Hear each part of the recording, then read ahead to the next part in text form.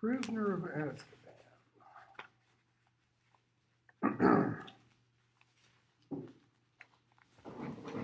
There's a slight possibility we will have class on Friday because of this never-ending crap I have.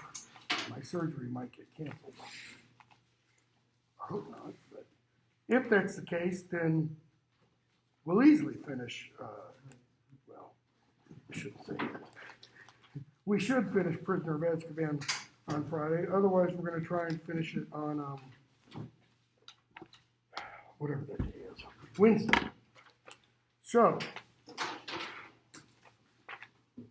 gotta make sure this thing doesn't fall totally apart.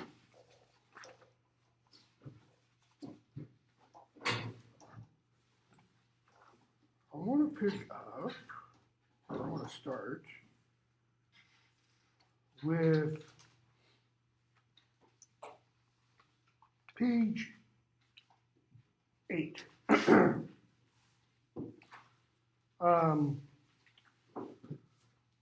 Where we see Harry reading the Daily Prophet, and it's got a picture of the Weasley family with this beginning of a story. All right? And then page 9, Harry's got a letter from Ron telling him essentially what the newspaper article is about and such, apologizing for trying to call, et cetera, et cetera. Why do the Dursleys get so bent out of shape, to begin with? When Harry receives a phone call? It's from another wizard. Okay, it's from another wizard. Why else? I mean, totally correct.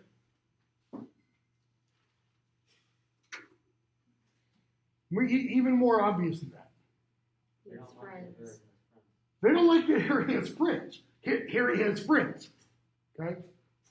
For the previous, well, can't say for the previous. For Harry's first 10 years of life, what kind of contact did Harry have with, for all intents and purposes, the outside world? None. Right?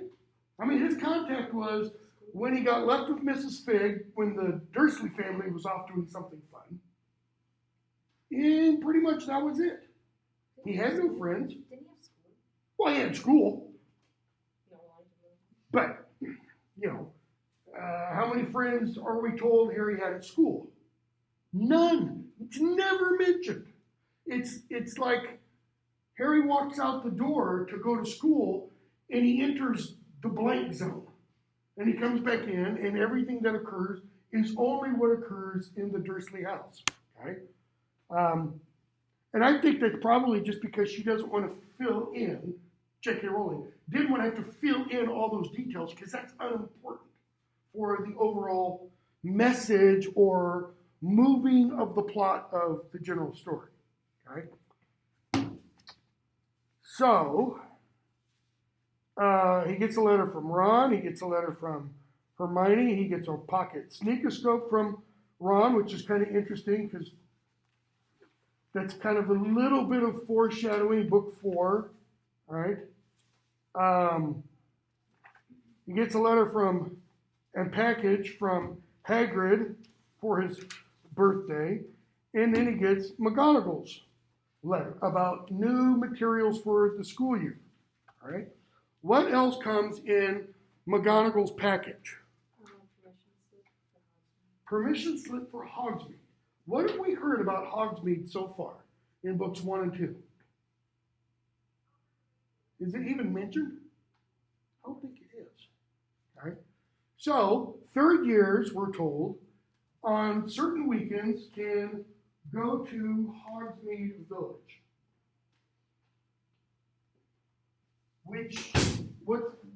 What's the big deal about going to Hogsmeade?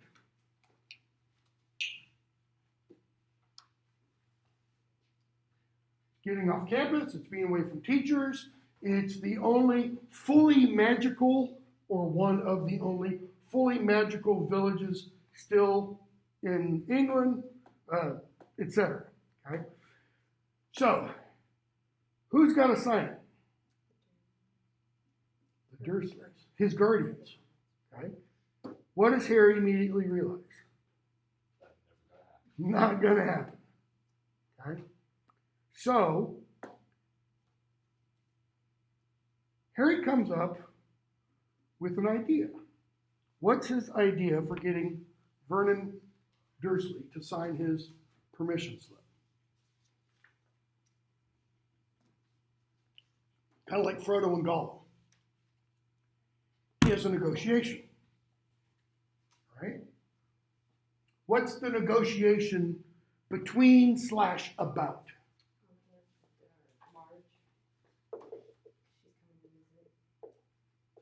Hogsmeade versus Marge. Kind of. Okay? So Harry says he'll do what? Behave. Meaning, Want to bring up magic. I won't bring up magic. What else? Okay. I'll do everything you want me to do while Aunt Marge is here. And in return, you sign my form. Okay? Think for a moment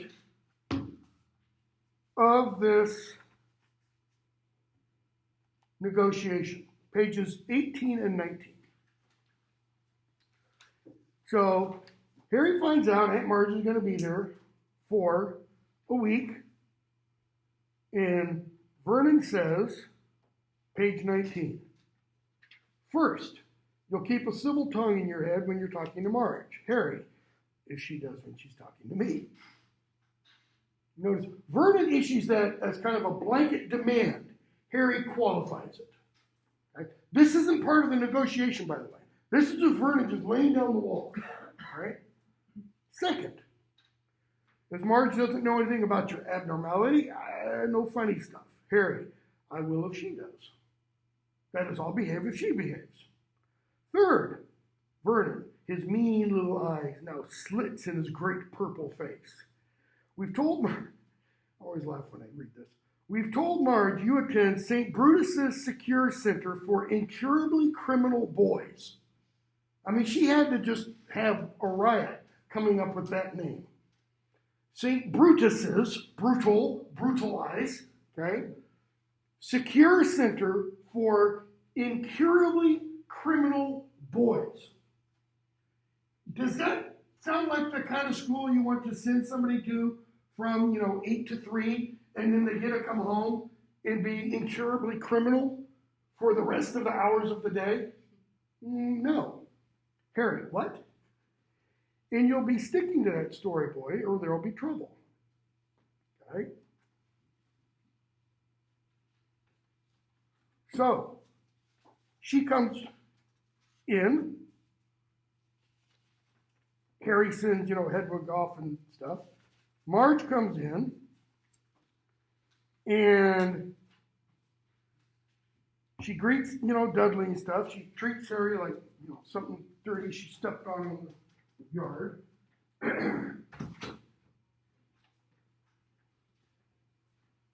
Page 23.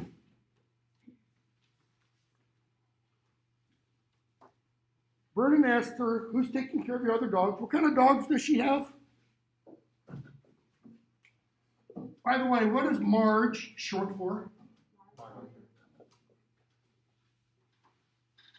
And what kind of dogs does she raise?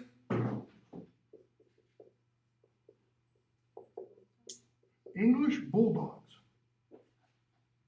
Little short, stubby front legs, kind of bow-legged, big, massive, bowl-shaped, barrel-shaped chest. Okay. I don't know that this is the case, but it seems pretty clear to me. This is J.K. Rowling taking a shot at one of the politicians she just cannot stand. Margaret Thatcher, Prime Minister, Great Britain from 1989 to 1991, conservative, very conservative, okay? J.K. Rowling is complete other side of the political spectrum, and Thatcher was often called, the female Winston Churchill. Churchill was caricatured, and Thatcher was also with the image of the English bulldog. Why? Because once they get hold of something, they don't let go. I mean, they just go at it, hammer and tongs, so to speak. So she's kind of portraying Marge as like being Thatcher, okay? So, who's looking after it? And she mentions Colonel Fubster, etc. He had to, drown one the other day. And she looks at Harry. So, still here, are you? How old is Harry? 11, 12, 13. Still here. Like, you should be out working, living on your own. Yes. Don't you say yes in that ungrateful tone. Damn good of Vernon and Petunia to keep you. That, by the way, is the first time Rowling swears in the novels. Or a character swears. Other than something like bloody, like that's bloody good, that kind of thing. Wouldn't have done it myself. You'd have gone straight to an orphanage if you'd been dumped on my doorstep. And Harry's probably thinking, that would have been damn happy too, Harry was bursting to say he'd rather live in an orphanage than be with the Dursleys. And I've got a note. What does Harry know of orphanages? Just based upon what we've read in the book so far? Nothing. It's kind of interesting because Harry's going to see in book 6 an orphanage up close and personal.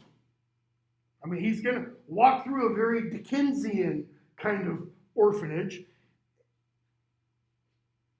And you kind of get the impression that when that happens in book 6, that if he could, he'd go back to book 3 and kind of go, maybe I didn't have it so bad at the Dursleys compared to this orphanage. We'll talk about that later.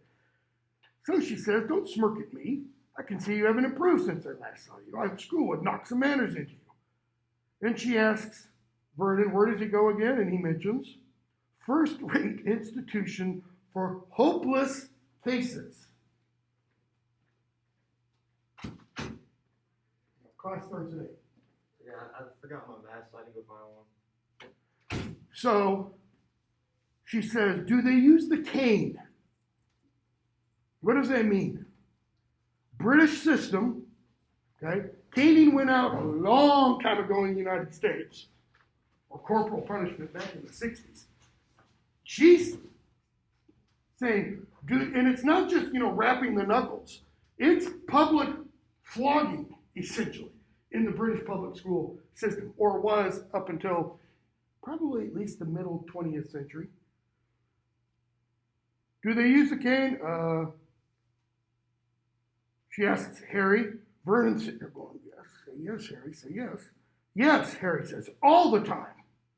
And he kind of says it gleefully, like,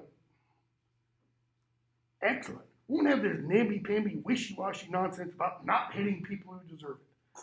A good thrashing is what's needed in 99 cases out of 100. Have you been beaten off? And, oh, yeah, loads of times. Like, he's some weird, masochist. I still don't like your tone, boy. If you could speak of your beatings in that way, casual way, they clearly aren't hitting you hard enough. Petunia, I'd write if I were you, make it clear. Extreme use of force. So, what are we starting to develop, in terms of our understanding of Marge? I use the term masochist. Masochist is when you like pain on yourself. Sadist is when you like somebody else to receive pain. She's kind of sadistic. Okay? So, Vernon tries to change the subject.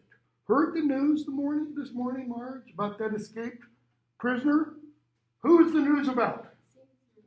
Sirius Black. What did he look like?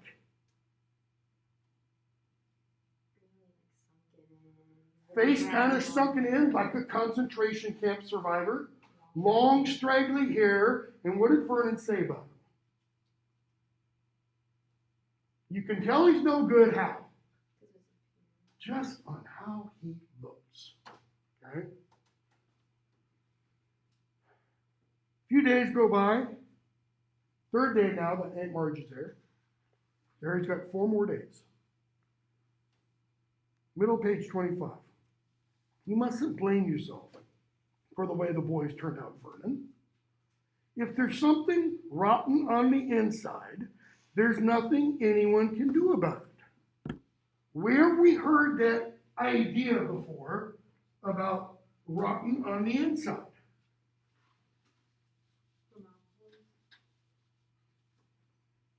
Clarify. Like bad blood kind of thing. Who said that? Hagrid says that about the Malfoys. He says, bad blood, I don't remember if it was this class or my Thursday class, and he also says, rotten to the core. And I kind of pointed out in whichever class, that core, I'm almost positive, relates to cur. The heart. Oh, the heart. It was this class. It was this class, okay. All right? If there's something rotten on the inside, there's nothing anyone can do about it. Take the next logical step. What is she suggesting? What is she implying? Okay. What else? Boy's already lost. So keep going. If there's no possibility for redemption, Why are they taking care of keep going. him? They could let him go. That's the benign way of putting it. Kill him. And I don't mean she's literally advocating killing of Harry. But if something is rotten on the inside, if it is totally irredeemable, then why do you let it live? What did she say? You know, it's one of the basic rules of breeding. If there's something rotten with the bitch, there'll be something wrong with the pup. But she also mentions, either here or earlier, that Colonel Fubster had to do what? He had to put one of the puppies down. Why? Because it was rotten on the, it had a flaw. A flaw. It had some kind of, I don't know, what do you want to call it? A genetic deformity. Right? That's the ideology that Marge is expressing.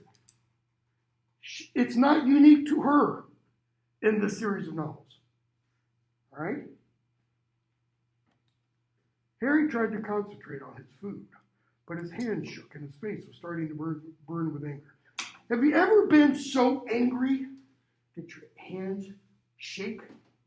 I shouldn't tell this story, but years and years ago, I don't remember how long, 3 or 4 years after I was hired, I was teaching either 1 or 2 graduate courses simultaneously. It was the same class. I think it was a semester I was teaching only one of them. And something happened, you know, pissed off some students or something like that. And several of them went to the department chair, and the department chair and I got along like that, like oil and water, man. Just, and anyways, he's trying to find reason to fire me, right? And word got back to me by another student, or another couple of students, what was going on. And I went into class one night, and I was just literally shaking. And I said, if you've got some problem, if you've got an issue, you should always bring it to the professor first, etc. You should never go around, you know, the person's back, blah, blah, blah. I knew nothing was going to happen because I'd already spoken to the dean, and the dean kind of jerked the leash on the chair at the time, right? This is how Harry is. See, the difference between me and Harry is what can I not do? Boom! I couldn't sit there and focus my anger at, you know, a student and have that student disappear or blow up, but Harry can. Does he try to? That's the question. So, it's one of the basic rules of breeding. You see it all the time with dogs. If there's something wrong with the bitch, there'll be something wrong with the pup. Now, what is Harry smart enough to realize she has just said? She called his mom a bitch. Okay. Marge, Aunt Petunia says, are you all right? Because shards of glass flew in every direction as the glass she was holding explodes. And she says, not to worry, must have squeezed it too hard. Did the same thing at Colonel Fubster's the other day. which tells us what? Tells us one of two things. Either Harry didn't cause this to happen, all right, because it happened someplace where Harry wasn't around the other day. That's one thing. What else does it tell us? Louder? Maybe Colonel Fubster's magical and doesn't like what Marge has to say. Possible.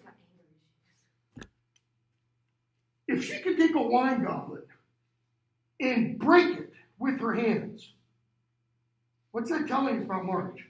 Kill a dog. She's pretty strong. Why? Because the way the glass in a wine goblet, how it's shaped and everything, it's got what's called tensile strength. It takes a lot of strength to be able to crush that. It's not like, an aluminum Coke can where you just do that. It'd be like the rim of the Coke can, which is reinforced.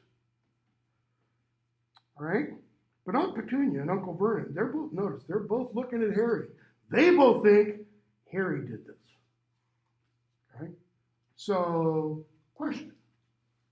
Assume for the moment Harry did do it. What hasn't happened? What doesn't happen within the next several hours? There's no letter. There's no letter from Mafalda Hopkirk. You performed, illegal magic in front of blah, blah, blah. All right?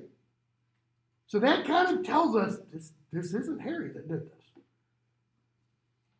And Harry's thinking, I'm an underage wizard. If I do magic outside of school, I'm in trouble. Okay? He gets through the next 3 days. So what day is it now? It's day 7. It's Marge's last day. He's been good. If he can get through this last day, Vernon will sign his sheet, he thinks. Okay? So they're having the final evening, big fancy dinner. And Vernon uncorked, we're told, several bottles of wine. How many is several? I mean, one is one, right? A couple, it's 2. A few is 2 plus. So, minimum 3. Several? 4 or more? 5, 6 more? How many people are drinking wine at this dinner? 3 adults. Okay? Let's just say it's 4. 4 bottles of wine for 3 adults means those 3 adults are going to be what by the time those 4 bottles of wine are done? Stupid. They're not 3 sheets to the wind. They're 9 sheets. They're plastic, right? And they don't stop with the wine. Check liver light. And notice, 26, 27. They got all the way through the soup, the salmon, without a single mention of Harry's faults. During the lemon meringue pie, Uncle Vernon poured them all. Then Aunt Petunia made coffee, and Uncle Vernon brought out a bottle of brandy. Okay? Brandy has higher alcohol content than wine. So if you've already polished off 4 bottles of wine, and now you're drinking brandy on top of it, can I tempt you, Marge? She'd already had quite a lot of wine. Her huge face was very red. Just a small one, then. And so Vernon pours. And what are we told? This is like a director telling us what is going on. Just a small one, then. Bit more than that. That is, he pours and stops, and she kind of goes, a bit more, a bit more. So rather than, a finger's depth of brandy, she's like, more. Okay? 3 fingers of brandy is pretty much, that's enough to make a 210-pound man feel pretty good. We don't know how much Marge weighs. By itself, But this is on top of however much wine. That's the ticket. Dudley, notice, is eating his 4th slice of pie. So what kind of predominates at this table? With maybe the exception of Harry. Gluttony, exactly right. Petunia sipping coffee with her little finger out. Why? Because she has manners. We're going to be told in a later book, actually it's going to be this one. No, take that back. It's going to be book 4. That somebody, kind of teaches the Weasleys consideration. That is how to be considerate of others. And they have a real problem with that, or at least Uncle Vernon does. And then Dumbledore's going to do it again even later. All right? Harry really wants to disappear, and Vernon says, you got to stay here. Does it just by, eyes. Aunt Marge, middle of 27. Oh. Smacking her lips and putting the empty brandy glass back down. Now, what are we being told there? She doesn't, brandy's for sipping. You take a sip, you put it down. She shoots it. Okay? And she smacks her lips. Okay, so Petunia is all concerned about manners, and here's Marge. That's bad manners. Okay? Oh, excellent nosh, Petunia. She says what she normally eats, and then she burps richly.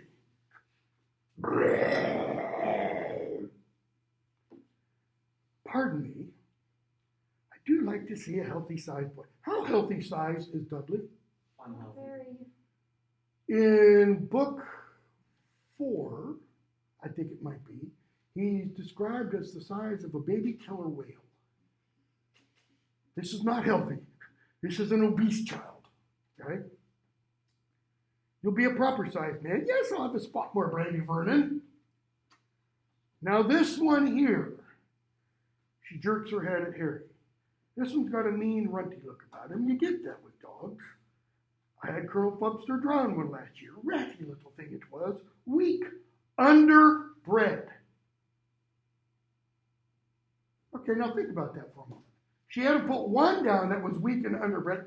The others weren't. The others weren't underbred. They were bred from the same parents. Harry's trying to remember page 12 of his book. It all comes down to blood. I was saying the other day, bad blood will out. Hagrid said, they're bad blood. Talking about the Malfoys. Now I'm saying nothing against your family, Petunia, but your sister was a bad egg. They turn up in the best families. Then she ran off with a wastrel, and here's the result. Like, they went off, they mixed, and this is what was produced. Harry's staring at his plate, a funny ringing in his ears. Why does he have ringing in his ears? There's a physiological cause for this. There is rapidly arising anger. Rapidly arising anger. His heart is racing. His blood pressure is pounding.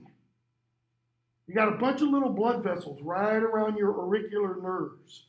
I've got one in my left ear that the blood vessel, it's not supposed to, it actually is wrapped around the nerve and it causes constant ringing. The only way I could have it resolved is brain surgery. And I'm like, I'll deal with the ringing, okay? Harry is how angry. If this were a cartoon, like Bugs Bunny, steam would be pouring out of his ears, right? Okay? This Potter, you never told me what he did. Notice, Vernon and Petunia are looking tense. Why? They know it's getting ready. I mean, they don't literally know, but and Vernon wants to send Harry upstairs. He didn't work, unemployed, as I expected. A no account, good for nothing, lazy scrounger who, Harry, he was not. And then Vernon comes up with the bright idea of how he's going to calm the situation. More brandy, Marge. What's more brandy like saying? Yeah, let me add some gasoline to that fire. You, boy, go to bed. No, Vernon. Go on, boy. Holding up her hand, her tiny bloodshot eyes fixed on Harry's. Go on, boy, go on. Proud of your parents, are you? They go and get themselves killed in a car crash. Drunk, I expect. Notice the irony. They didn't die in a car crash. And he's suddenly on his feet. Notice, who found himself on his feet. He doesn't remember getting up. He's so consumed. They died in a car crash, you nasty little liar, and left you to be a burden on their decent, hardworking relatives. See, the language she's using is all part of Rowling's caricature of Margaret Thatcher.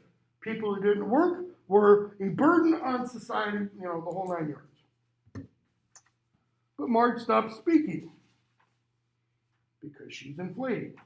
Harry leaves, and notice before he does, page 30, a reckless rage had come over Harry. He kicked his trunk open, pulled out his wand, pointed it at Uncle Vernon.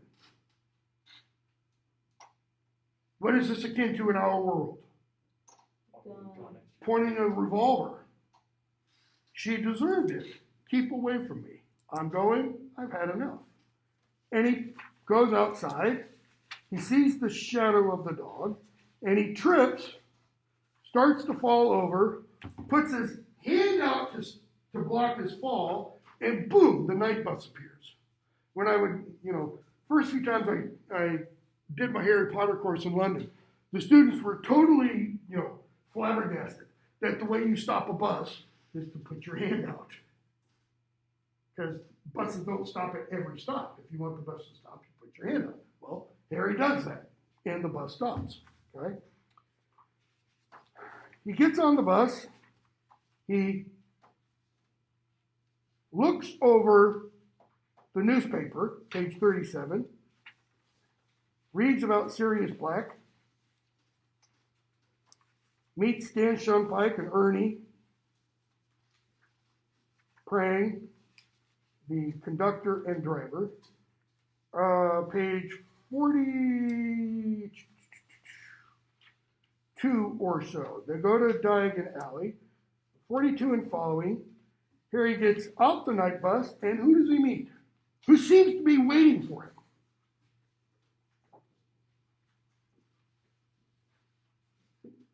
Cornelius Fudge, Minister for Magic. All right.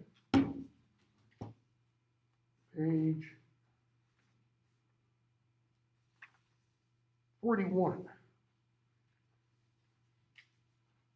He's standing, looking at the entrance to the leaky cauldron, and a voice says, "There you are, Harry."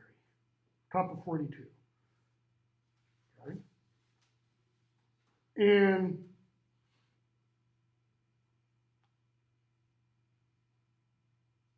Harry talks to Fudge a bit, puts Harry up in a room, the leaky cauldron, and tells Harry to sit down, page 43. And he tells Harry, "I'm Cornelius Fudge, Harry, the Minister of Magic." Of course, Harry already knows who he is because he saw Fudge when he came into Hagrid's hut to send Hagrid off to Azkaban. Okay. He says, "Well, Harry, bottom of 43, you've had us all in a right flip, I don't mind telling you, running away from your aunt and uncle's house like that. I'd started to think, but you're safe, that's all that matters." Harry's like, "Something's wrong. Eat, Harry, you look dead on your feet. Now then, you'll be pleased to know," top of page 44, "we've dealt with the unfortunate blowing up of Miss Marjorie Dursley." Notice, not Margaret, because she doesn't want to make it too obvious. "Two members of the accidental blah, blah, blah." Okay. Harry Fudge goes on. "You're worrying about what your aunt and uncle are going to say." I mean, you pull the wand out on them. "Don't worry about it, Harry. They'll take you back next summer and for Christmas, Easter holidays. I always stay at Hogwarts. I don't ever want to go back to Privet Drive. Now, I'm sure you'll feel differently. I mean, they're your family. I'm sure there's some love, there somewhere. So all that remains is, how are you going to spend the last 2 weeks of your vacation?" He says, "You can take a room here." Harry's like, "Hang on, what about my punishment?" "Punishment? I broke the law. The decree for the restriction of underage wizardry." "Oh my dear boy, we're not going to punish you for a little thing like that. And yet the previous year he got a letter. And in the 5th year, without giving too much away, he's going to be expelled, okay, for violating that same law. We don't send people to Azkaban just for blowing up their aunts. Notice it seems like Azkaban, it's either all Azkaban or nothing. They don't have an intermediate jail, so to speak. There's not a set of cells, at the Ministry for Magic. Harry's thinking, what? Last year, circumstances change, Harry. We have to take into account in the present climate. Surely you don't want to be expelled. What's Fudge actually saying here? What could he do as Minister for Magic? Minister of Magic? Pardon Harry, bend the rules, kind of massage the laws and make them do what he wants them to do. So Harry says, no, I don't want to be expelled. What's the problem? So Harry stays there. And he asks Fudge, can you sign my permission slip? No, Fudge says. I'm not your parent or guardian, Harry, but you're the Minister of Magic. If you gave me permission. He says, I'm sorry, Harry, but rules are rules. Yeah, ironic. Wait, you just said rules can be.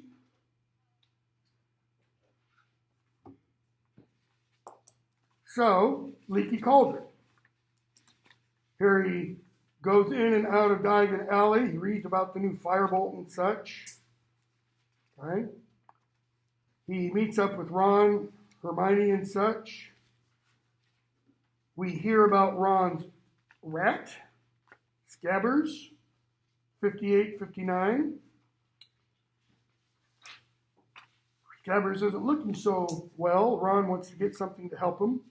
Hermione gets a big cat, right? He overhears conversations about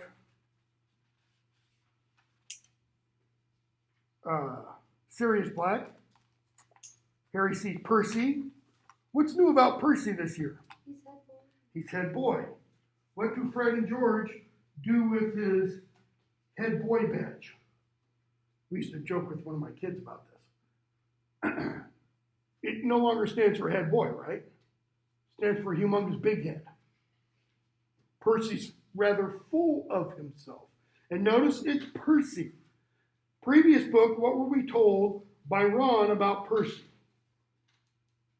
Sounds an awful lot like Tom Riddle. Okay? A little bit of foreshadowing. So, Harry overhears Mr. and Mrs. Weasley.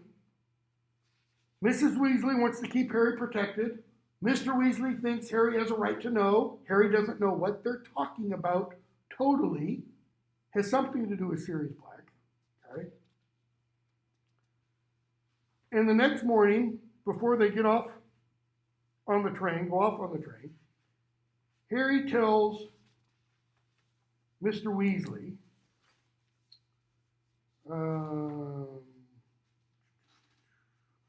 page 72 and 73. He says, it's all right, I already know how I heard you and Mrs. Weasley talking last night. I couldn't help hearing, sorry. Mr. Weasley, it's not how we wanted you to find out. You must be very scared, Harry. I'm not. Really? I'm not trying to be a hero. Seriously? Sirius Black can't be worse than Voldemort, right? I mean, how can the right-hand man be worse than the man, so to speak? Harry, I knew you were, made of stronger stuff than Fudge seems to think bad. Okay? Harry says, don't worry, I'll be a good boy, stay in the castle, blah, blah, blah. So, Harry talks to Ron and Hermione, page 75. They get a compartment in the carriage. They can't get one that's empty. They get one with the shabby looking, almost looking like a tramp. okay, asleep.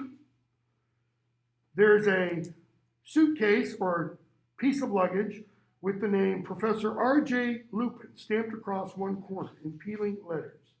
Name, by the way, is Remus John Lupin, right? Ron, wonder what he teaches. Hermione, come on, Ron. What one class has a vacancy every year? Defense against the dark arts. Okay? Ron, I hope he's up for it.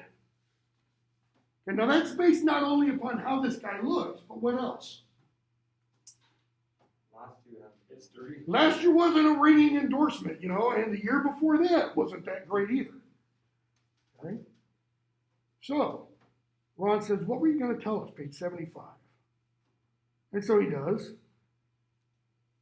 And Hermione says, Sirius Black escaped to come after you?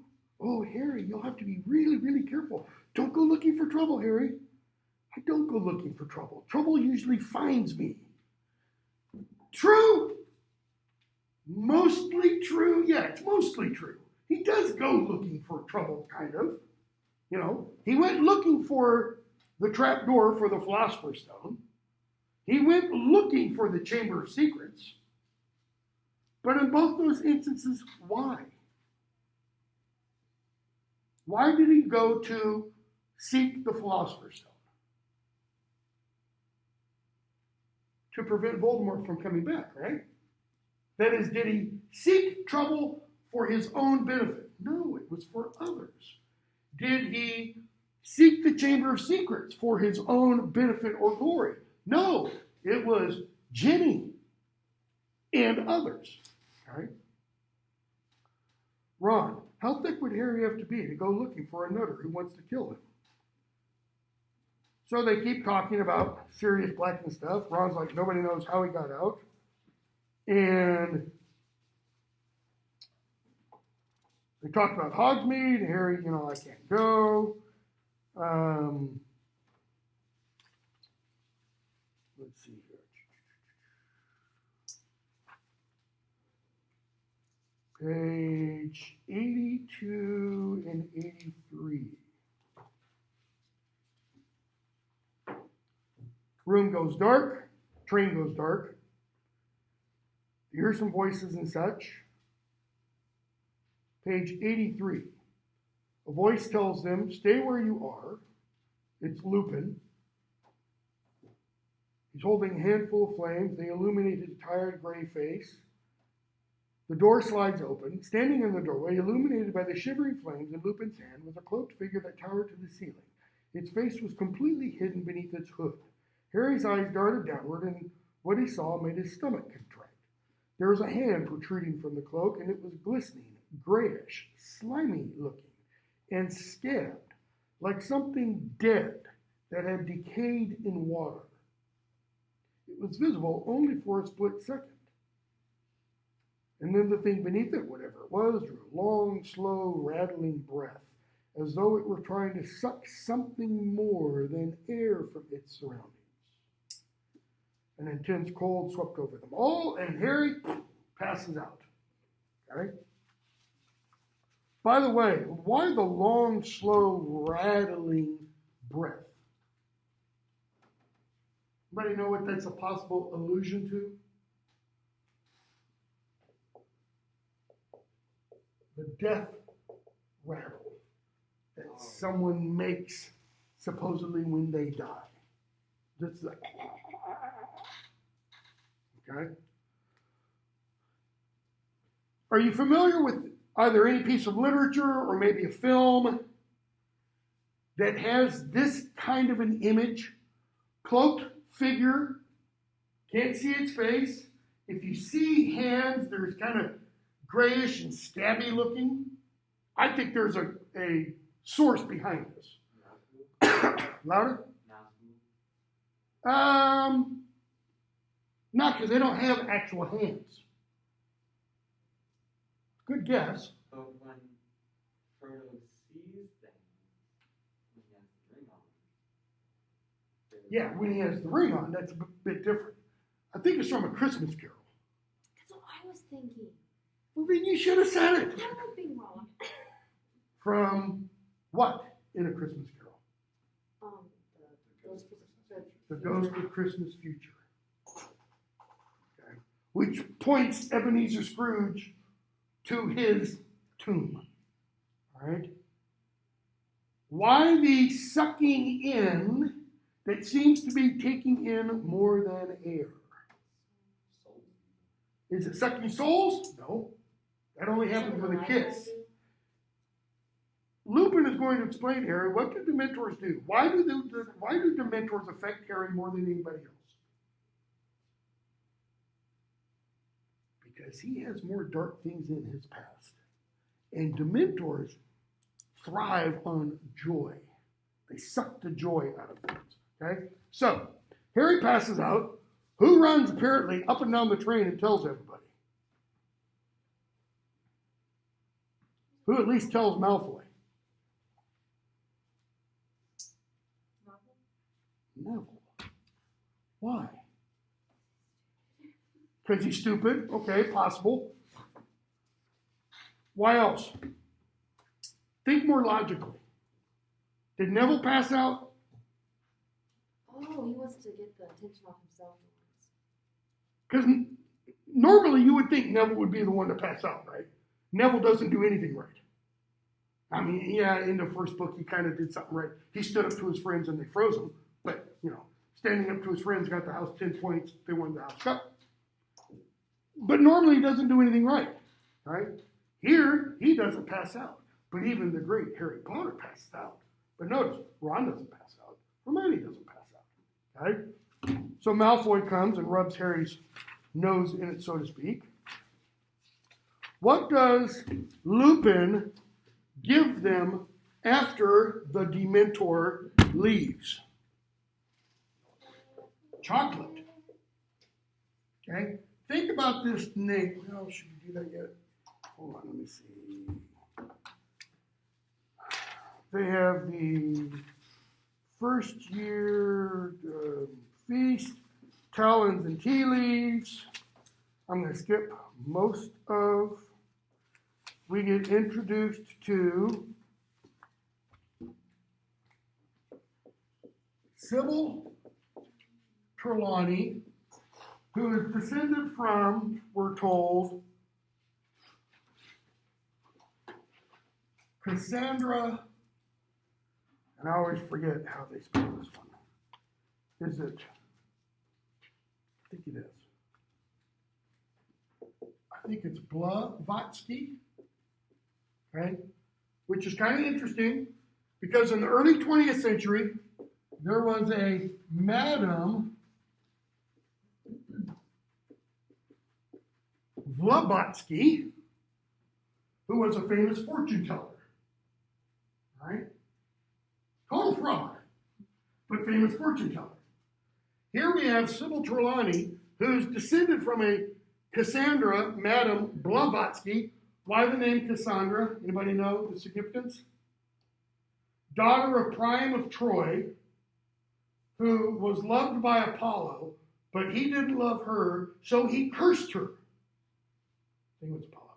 He cursed her with the gift of prophecy so she could see the future, But no one believes her. but no one believed her. She foretold the fall of Troy. She foretold the death of King Agamemnon, the whole 9 yards. But nobody would believe her. All right? Then we get Sybil Trelawney. What does she teach? The divination. Okay. What are some of the other magical classes the students take? Transfiguration, right? Transfiguration. Okay. What else? Charms. Potions. Herbology. Later on, they're going to have arithmancy. They're going to have something like astronomy, but not quite astronomy. Astrology, kind of, right? Of all of these, let's just do with these. Of all of these kinds of magic, which one of those is kind of real in our world? And bear in mind, divination means what? Tea leaves, palm, reading, and what else do they use? Like, there's like, Crystal ball. I don't know if it's still there. There used to be a place up on Memorial. You could have all three of these done. You could have your palm read. You could have your leaves read. You could have your future told through a crystal ball. You can't go somewhere in Murphy, other than, medical marijuana. You can't go somewhere, to see the herbologist. Okay? You can't go find a transfigurer for you. You can't buy a charm, per se. You can't go get, love potion number 9, so to speak, and you can't find magical solutions in numbers. These don't really exist in our world. This one kind of does. And it's rather interesting because of all of these kinds of magic, which one does Rowling take great pains to kind of say, it's totally fraud, divination. In fact, we're going to hear Dumbledore actually even say, if he had his way, they wouldn't teach divination because it is so imprecise. All of these others, yeah.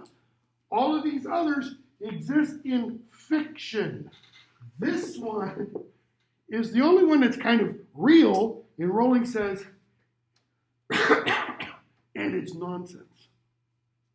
So people who want to burn Rowling and her books at the stake because they're advocating magic, they're not seeing this. They're not seeing that she is saying, there is no real magic in this world. You can't just learn bad Latin and think you're going to be able to do something, because that's what all the spells are, by the way. Okay? They're made up Latin stuff. How do we know Trelawney is fraudulent? What does McGonagall say? She has predicted every year. student's death. Death of a student. How many times has it come true? Death of a student. It hasn't. She's predicted it hasn't come true. In the Judeo-Christian tradition, there's pretty much one hallmark of a prophet, of what means somebody really is a prophet. They got to be right. If they're doing the foretelling kind of prophecy and not the forthtelling, telling the truth, forthtelling, versus foretelling, telling the future. If they're doing the latter, the telling the future, it's always got to be right. You can't miss. It's not, you're graded on a curve. 99 out of 100 prophecies. Hey, you're a prophet. We're going to hear at the end of this book, Dumbledore is going to tell us something about Trelawney. He's going to tell Harry that raises her, it raises her number of accurate predictions to 2.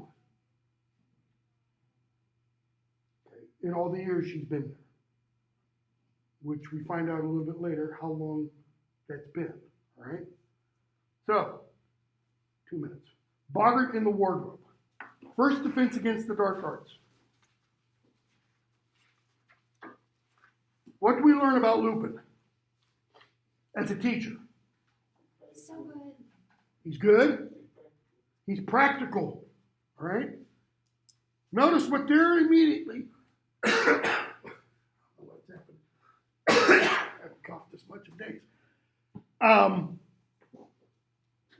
What starts to go through their mind when they hear about a practical lesson? Pixis, Cornish pixies, or Pixis cornies. Cornish pixies, the first lesson with Lockhart. But that's not him. What's a boggart, by the way? J.K. Rowling doesn't invent this. It's a Celtic mythological thing. It's a shape-shifting kind of spirit. No, it's not. That's 1G. Close. So, it's a spirit, Lupin tells us, that does what? It'll take the shape of your worst fears. So, Ron, spider. Hermione. We're not told literally, but we get somebody say something later on. A failing grade. It will take the form of a failing grade on something. Okay? Neville. What shape does it take for Neville? Is it his grandmother? Snape. Keep going. Dressed like his grandmother. So a cross-dressing Snape. Right? With his grandmother's, purse and hat with the vulture, the whole 9 yards. All right? Why doesn't, 8:55, why doesn't Lupin let Harry do it? What form does he think it'll take? He thinks it'll be Voldemort. Okay? You can't have Voldemort wandering around, Hogwarts. Okay, so when we come back on Wednesday, I want to, hold on.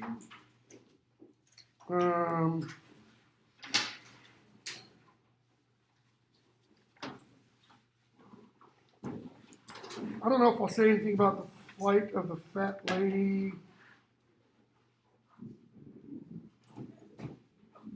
Yeah, probably will. Probably pick up the flight of the fat lady. All right. Stay healthy.